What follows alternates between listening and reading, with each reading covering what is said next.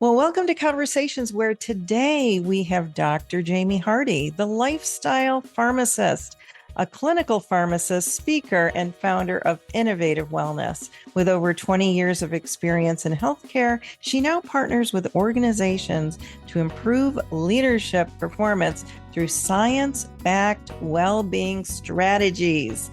Her work focuses helping executives reduce burnout, increase energy, and build sustainable high performance. Dr. Jamie's insights have been featured on national TV, radio, and podcasts, and she has received multiple honors for her impact in leadership and wellness. Welcome to the show, Dr. Jamie. How are you today? Hi, Dr. Kelly. I'm doing wonderful. Thank you so much for having me. I'm so excited to get into our conversation today. Oh, me too. I'd love to know, where are you coming to us from? Yeah, I am coming to you from Memphis, Tennessee. Memphis, Tennessee. Good barbecue. Absolutely, yes. Yes. Oh. Well, I am really excited about this conversation about well-being because we hear about it a lot. And I know that you talk about shifting conversations from surface level self-care to strategic well-being. So let's hear the word well-being. We hear about it in our workplaces. Maybe it's a little bit different, where some people will think about well-being than others. So let's talk about executives. So why should Mm. executive well-being be viewed as a core business strategy rather than personal responsibility? Yes, I love talking about it from a enterprise level, Mm, especially because oftentimes when we hear about well-being, the onus or the responsibility, the duty, the work is placed a lot of times solely on the shoulders of the individual. yeah. And for a very long time, I focused my work on helping female executives with their well-being strategy. So managing their stress, properly fueling their body, creating boundaries around work and home and life so that they could have those periods of strategic rest. And through that work, I realized something. The organization that these leaders operate within, where they help drive the culture forward, where they manage and lead others, that was completely being left out of the conversation. And something else that really opened my eyes to this was women who had gone through my programming as individuals in some of their feedback as we, closed out the time that we spent together. They said, you know what? I really enjoyed this. It was so beneficial, not just in how I'm showing up in my home and showing up with my friends and family. My team is talking about what a difference they're noticing. It would be great if my coworker knew about you and knew about what you did. And that's when I had a light bulb moment like, hey, wait a minute. I'm helping these executives work on themselves, but what about these organizations? What about the other women? What about the other leaders that are there that have not connected with me? They need to have some skin in the game too, because how is it that we're working on reducing depletion and, strengthening all these other areas in the individual, and the organization does not have any stake in this? And they're benefiting and they're also contributing to the depletion that these leaders are needing recovery from in the first place. And so Got it. so that is where the work that I do resides. And unfortunately, this was not always welcomed in some of the earlier iterations of these conversations, because some people just aren't ready to hear, like, hey, this is not just checking off a box. This is not just putting, we offer well-being perks here in our organization, or putting things in the HR benefits packet or the brochure, or posting signage in the break room and just kind of checking that box. That is not sufficient. What is happening in the day-to-day lives of the leaders who are within your organization? And we had to start talking about it and addressing it. Yeah. So it sounds like, your light bulb moment that you had, these leaders really need to have the light bulb moment as well, because if they are benefiting from the ripple effect of well-being, that's exciting. That's It definitely is. exciting. And they should get excited about that, because we want healthy organizations, healthy leaders, healthy organizations.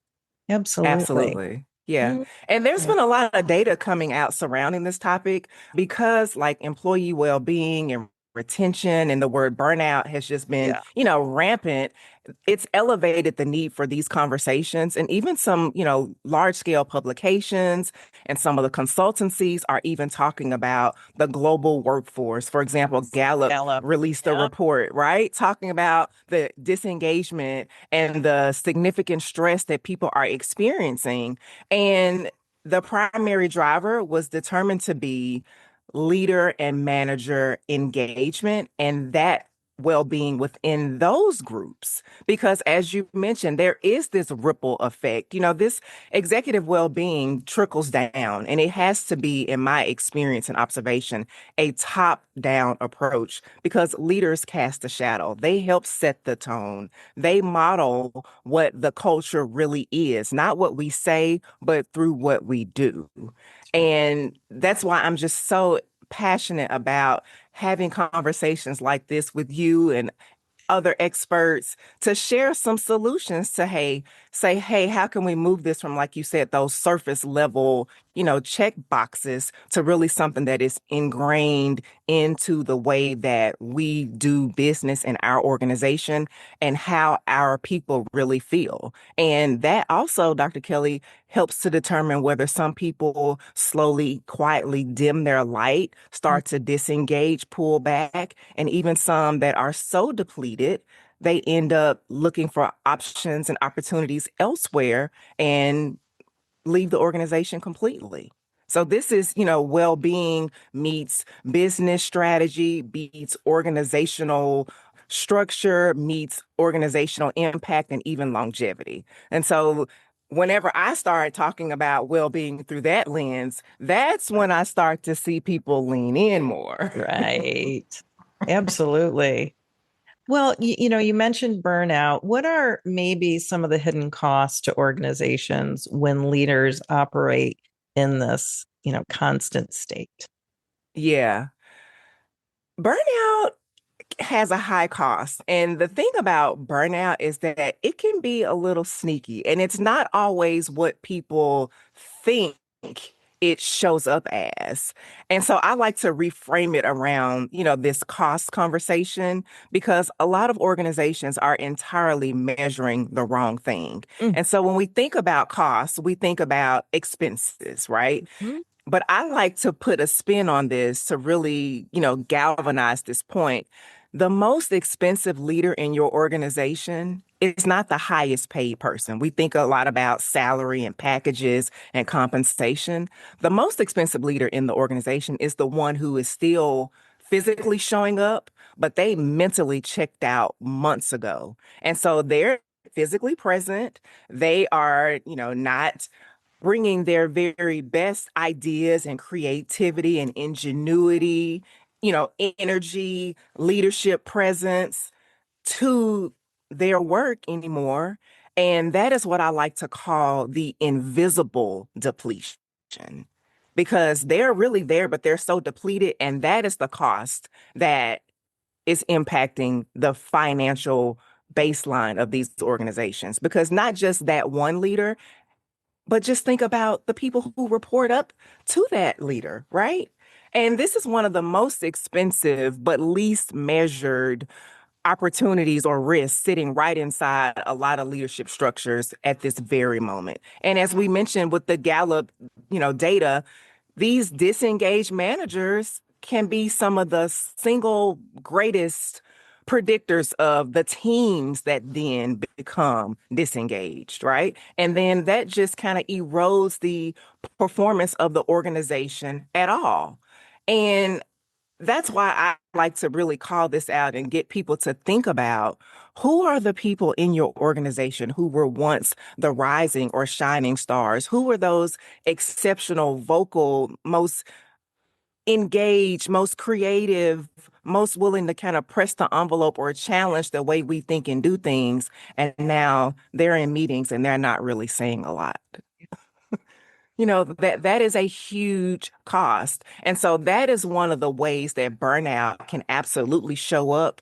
But a lot of human resources directors and chiefs and even chief people officers are not really keying in on those individuals because those are people who are depleted and who are showing some signs of burnout. But it's not, the way that people automatically associate it with it. Well, I think people are quick to judge too. I mean, we don't know what's going on behind closed doors with people. We are just, unfortunately, many times judging, and putting our own spin and our own story to somebody else's story, and it's not right. So we need to know our people.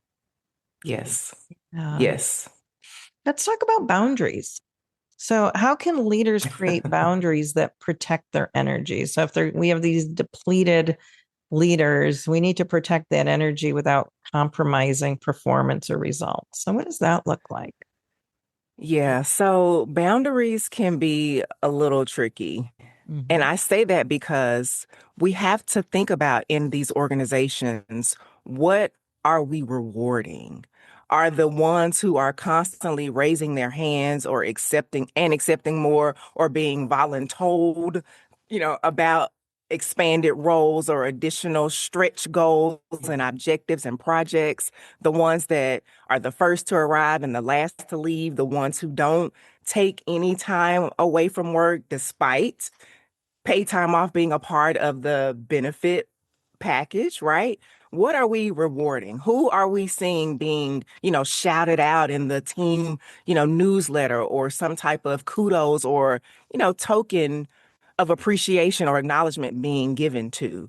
And that is what can sometimes work against this whole idea of, well, just create some boundaries. Well, am I going to be shunned? Am I going to be labeled as not being a team player or not as dedicated or being a slacker if I do put some parameters in place to safeguard my mental health, my physical health, my emotional stability?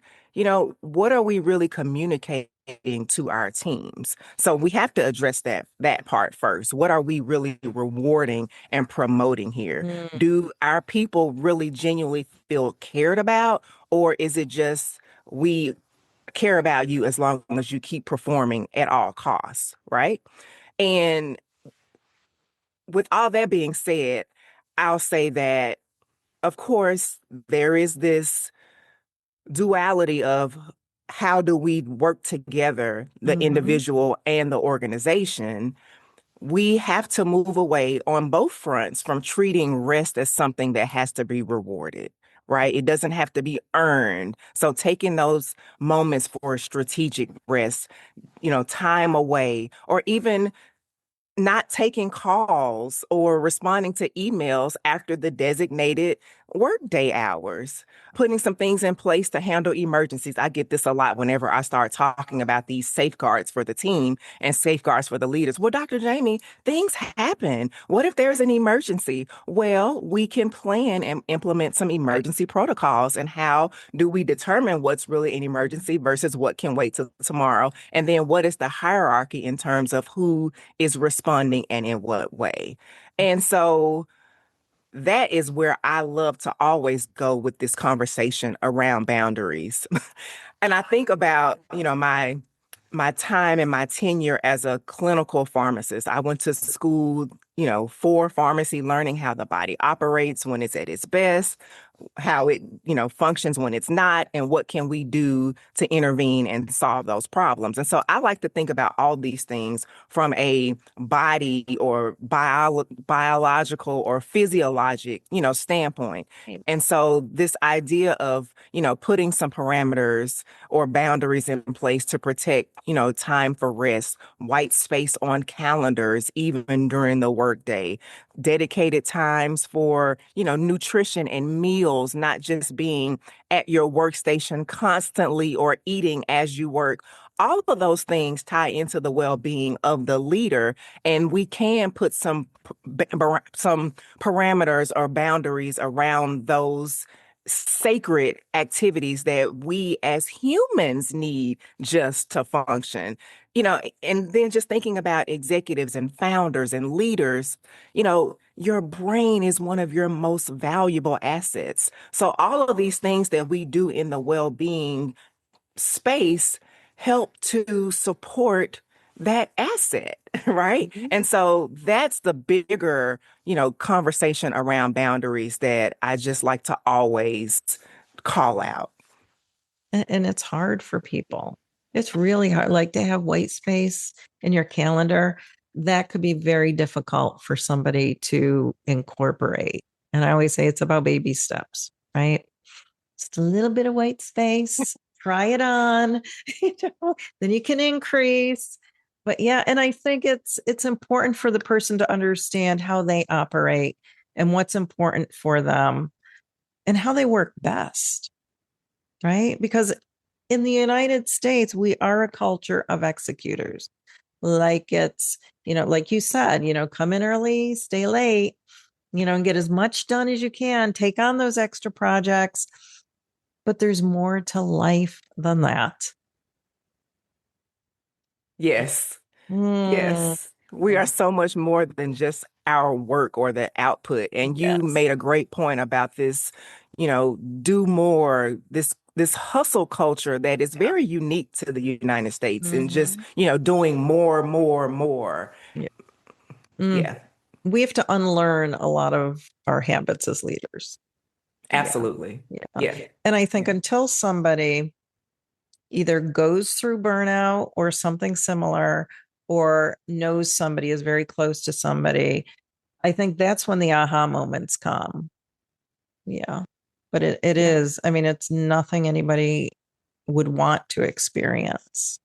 No. And unfortunately, some people go through burnout multiple times. Mhm. And and it's just like, when are we going to make some changes? This is obviously not sustainable for you, right? It's, Yeah. you know, Until we get the this, lesson right, it's always going to come back to us. yes, yes. And Oh, that's one of the things that I, enjoy talking through with, people like you when I come into organizations.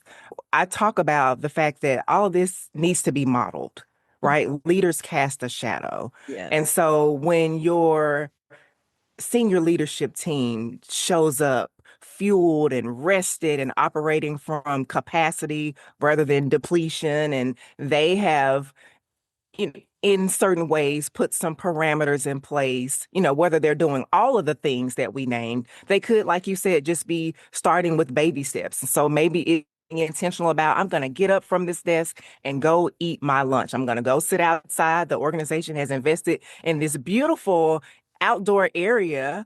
I'm going to go, yes, I am the, director of whatever department. I'm going to get up and get my lunch and I'm going to go sit out there.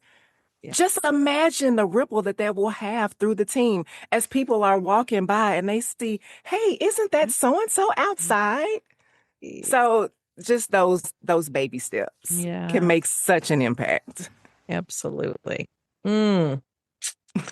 All right. Well, let's get into more practicality, Dr. Jamie. What are some of those practical steps leaders and teams take to build a culture that supports sustainable high performance? So we've got these Yeah, leaders. Hopefully it's, well-being is within the organization. But what does it take to really sustain high performance? yeah. First, adopting the idea that depletion is not an individual problem, right? The organization has to play a role in, solving for this. It's not a personal problem. There are things that the organization can do in collaboration or partnership with leaders. So that's first. And owning the responsibility to help solve for it. So some simple things that come to mind are knowing where you actually stand. So many people I found kind of bury their head in the sand, or they're not noticing the markers that depletion is lurking under the surface here. And so one of the ways that people can actually get like a pulse or a snapshot of the well-being culture of where their leaders may stand when it comes to depletion is to do a short assessment. And I actually created one, and it's a free diagnostic and it's really short and it only takes about 10 minutes. And that's where I typically start whenever I have conversations about approaching a strategic, type of partnership with an organization working with their leaders is to let's do this assessment and know what things might be lurking under the surface that are signaling some of these problems that might just bubble up. We don't want it to become like full-blown burnout, full-blown resignation after resignation because these are some things that we can start, working through, but you have to first know where you are. And then once you know where you are, making the commitment to actually, go on the record and say, you know what? Our people matter here, and we're going to put our money where our mouths are. We're going to build this into how we operate. We hear you, we see you, and we are committed to working collaboratively to help this be a place where you want to stay and grow and thrive. There's this misconception that I've heard several organizations, and I'm not going to call anybody by name, right? But I've heard some of them say, "Oh, our competition across town is poaching our talent pipeline." Mhm. And I found that not to be the case in most instances. It's that those opportunities look better because in speaking with your competitor, they got the sense that there's something different over there than where they are. It's not just about my output. It's not just about me doing more, more, more.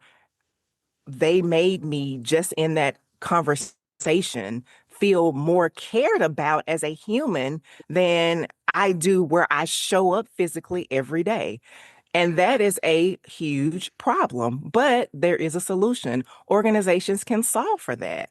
And implementing some of these things that we mentioned really reiterates to your leaders that we do care about you. When you talk about hey, I see that, you've been staying late or you're still here or when are you and the family gonna, do something? Yeah. Have you all been on vacation? Have you just taken a day just to garden? I remember you used to have these passion projects or these Oh, hobbies. Tell me what you've been up to. Having some conversations with people, human to human, person to person, those little things can be the deciding factor in whether someone who is contemplating making a move, just those acts of care and concern might be enough to get them to change their mind or to say, you know what?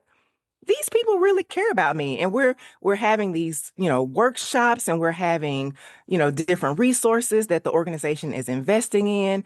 Well-being is what we really do here. I can really vouch for what my company is doing. So that's the second thing, the investment in well-being and making it real inside of the culture and the day-to-day experience that people have. And lastly, I'll say just making sustainable performance something that has accountability attached to it. And what that means to me is not just having, just doing lip service is what I call it, having, conversations. No, it's about like what we hear. I lost you, Jamie.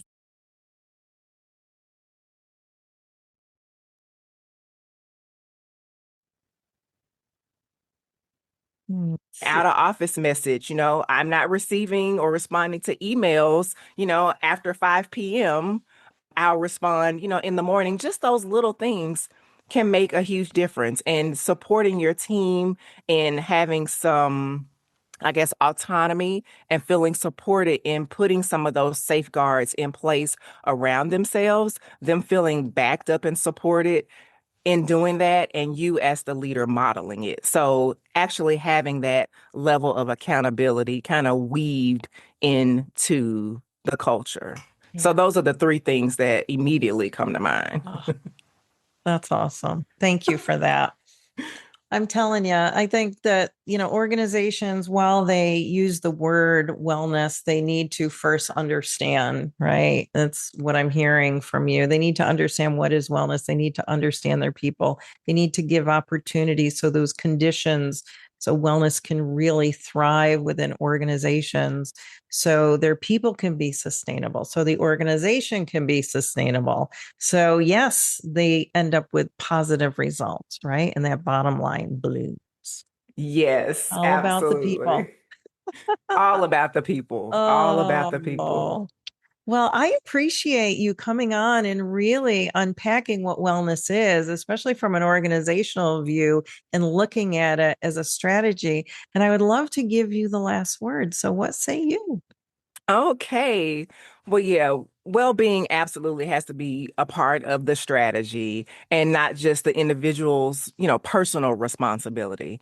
And I just want to give everyone who's listening, whether you are a leader, whether you are the person who is driving the culture at your organization, this is possible. It doesn't have to be this overwhelming undertaking as we share today, starting with some baby steps. There is definitely some unlearning that needs to occur in replacing some of those, thoughts and habits that don't serve you from a sustainability standpoint. Replace those with some of the things that we shared today. I am from Memphis, Tennessee, as I mentioned, and one of the things that my granny taught me was that you never show up to anyone's house empty-handed. And so, Dr. Kelly, I want to give your audience something that they can use definitely to put some of these principles into practice that we talked about. I mentioned that free diagnostic that I had developed. I use this with some of my strategic partnerships when I go into corporations. It's also one that can be used by anyone that's listening today, and they can grab it at leadershipretentionindex.com. It's a quick 10-minute diagnostic tool to assess whether some of those patterns are lurking beneath the surface that may be signaling that depletion might be existing in your organization. So definitely take advantage of that free resource at leadershipretentionindex.com, and it'll give you some real-time data to make some decisions around in your organization. Excellent. And we'll be sure to put that link in the show notes. Dr. Jamie Hardy, thank you so much for joining us on Conversations. And until next time, you keep doing great things, and we'll see you soon. Thank you so much, Dr. Kelly. Bye. You're welcome.